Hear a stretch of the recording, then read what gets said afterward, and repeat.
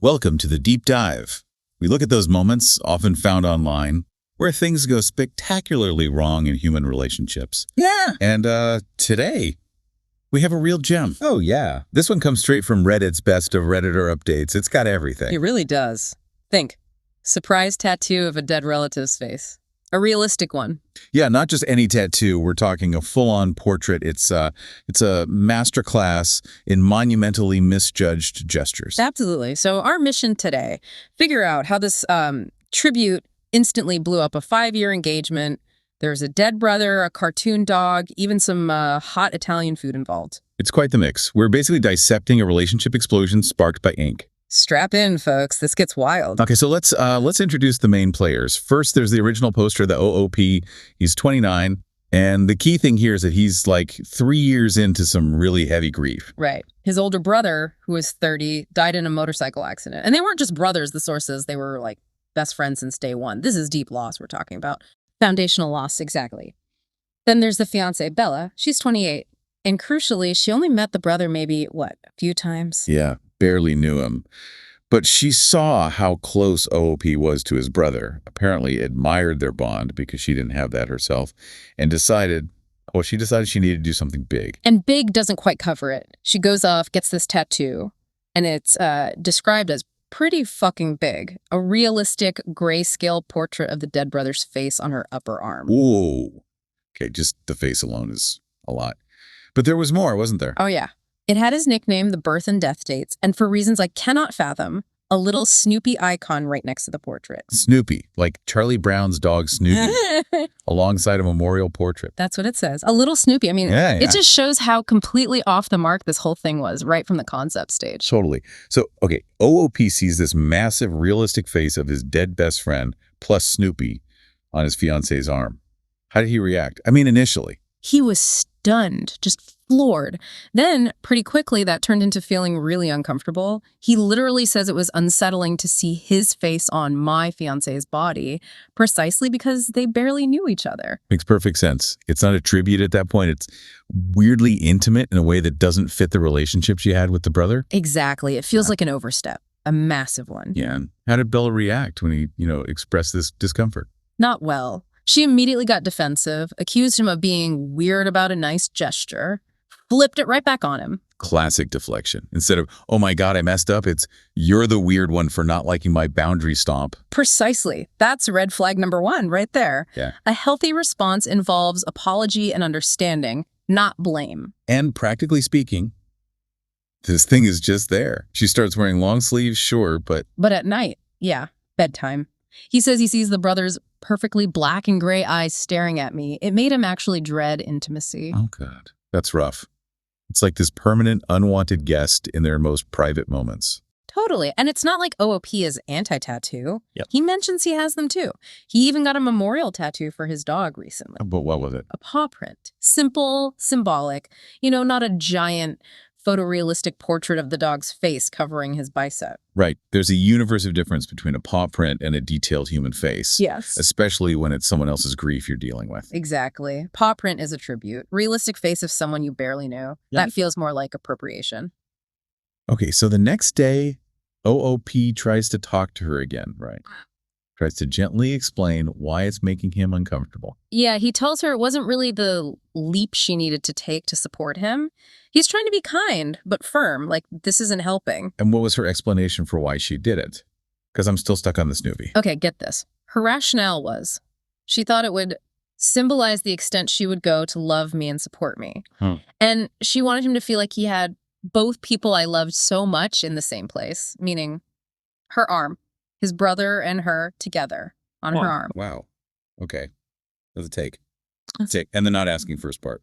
Well, obviously it had to be a surprise. Can't spoil the big reveal of permanently etching someone's dead relative onto your body without their consent, can you? Right. The element of surprise is key for traumatic boundary violation. It just screams possessiveness, doesn't it? Like, I'm going to insert myself into your deepest grief. The Reddit comments really picked up on that, calling it weirdly possessive of your grief. Yeah, it's less about honoring the brother, more about claiming the grief space, something like that. And then comes the truly baffling part of her explanation. Oh, there's more. Yep, she said the tattoo was meant to be a symbol of a new beginning. A new beginning. With a giant portrait of his dead brother. How does that work? Because they were getting married soon. So she wanted to, and I quote, turn over old leaves. Plural?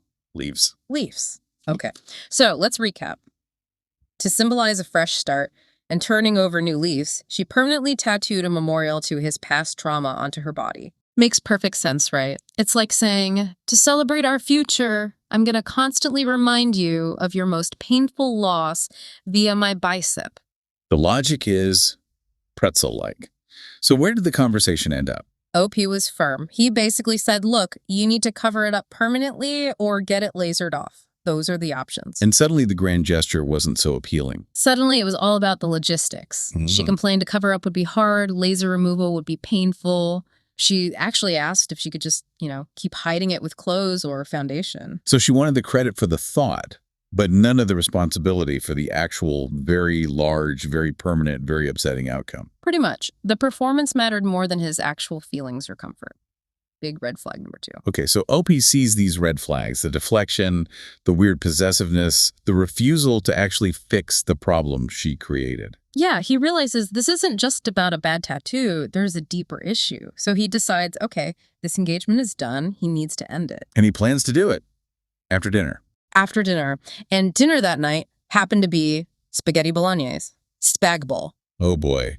The infamous spag bowl. What happened? He's serving the plates. She's on the couch. He hands her the plate and just fumbles it, drops the hot spaghetti right onto her. An accident. Ouch. Okay, accidents happen. Annoying, messy, maybe a bit painful, but an accident. You'd think he immediately starts apologizing, trying to help clean it up. But Bella, she goes from 0 to 100 instantly. How so? Starts screaming, accusing him of dropping the spaghetti on purpose. On purpose, as a punishment. As punishment for the tattoo conversation. That's what she yelled. That he did it deliberately to get back at her. Wow, okay. That leap, that immediate assumption of malice over a simple accident, that tells you a lot. It tells you everything. The tattoo was the catalyst, maybe, but this reaction, this is the core problem, the instability, the volatility. And it didn't stop at yelling, did it? Not even close. It escalated fast. He says she broke many, and I mean many, of our glasses and plates, just smashing things. Oh my. Then she apparently tried to physically pull a kitchen cabinet door off its hinges and started throwing things at him. Okay, that's terrifying. That's not just anger, that's violence, destructive rage. Absolutely. Complete lack of emotional control. The spaghetti wasn't the cause. It was just the trigger for something that was already there, waiting. So OP, understandably, got out of there. Immediately, he left for his parents' house, said he couldn't be with her anymore, and he specifically mentioned being worried about what she might do to his stuff if he wasn't there. Smart move. When someone reacts like that, you prioritize your safety. Totally. And the advice he got online was spot on. Get help when you go back for your things. Call the non-emergency police line for an escort. Bring family. Document everything. You have to protect yourself when things end that explosively. So a few days pass. They need to sort things out. Where do they meet? Smartly, they meet at his parents' house. Neutral ground plus mediators, basically. This was about 4 days later. And how did Bella seem then?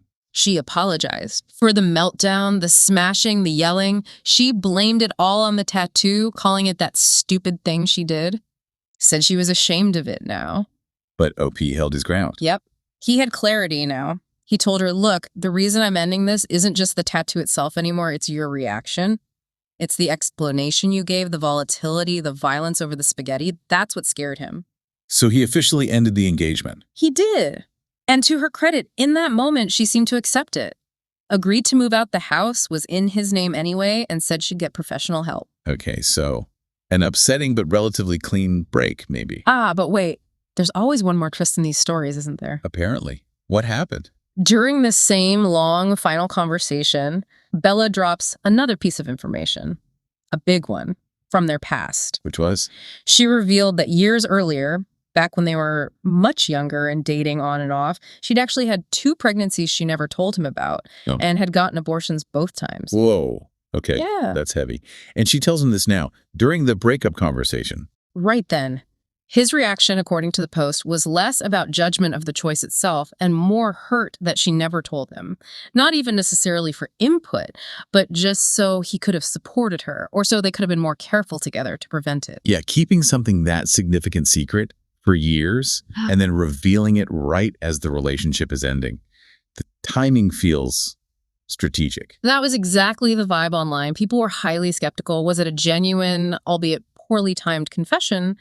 Or was it, a last-ditch manipulation tactic? Like either to hurt him with the secret or maybe to create some kind of intense shared trauma bond to pull him back in. Exactly. Either way, dropping that kind of bombshell during a breakup is a massive red flag about her motivations and, frankly, her past behavior regarding honesty in the relationship. Definitely adds another layer of yikes to the whole situation. And what about the tattoo itself? The original problem? Oh, she did schedule the laser removal, so points for finally taking action, I guess. But that's not exactly a quick fix, is it? Not at all.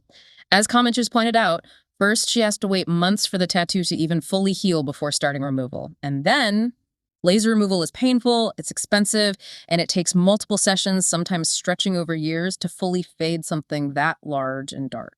So even though the relationship ended fast, she's literally stuck with a very visible, very permanent reminder of this whole disaster for a long, long time. Yep. That surprise is going to be with her for the foreseeable future. A constant reminder of, everything we just talked about.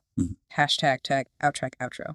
So I guess the big takeaway here, if you're listening, maybe don't spring permanent body modifications on your partner, especially not ones involving their dead relatives. Yeah, that feels like relationship 101, but apparently it needs saying. Genuine support, genuine love.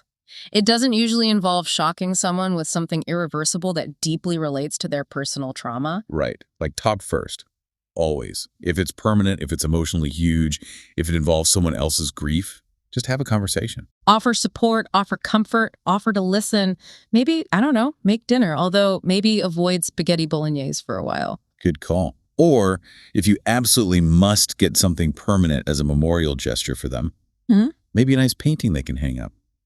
Or, a donation in the person's name. Something that doesn't involve etching their dead brother's realistic face onto your bicep alongside a cartoon dog. Yeah, maybe just don't do that, ever. Because if your grand gesture causes immediate distress and your defense involves screaming about pasta, you probably weren't doing it for them anyway. Think about that. We'll talk to you next time.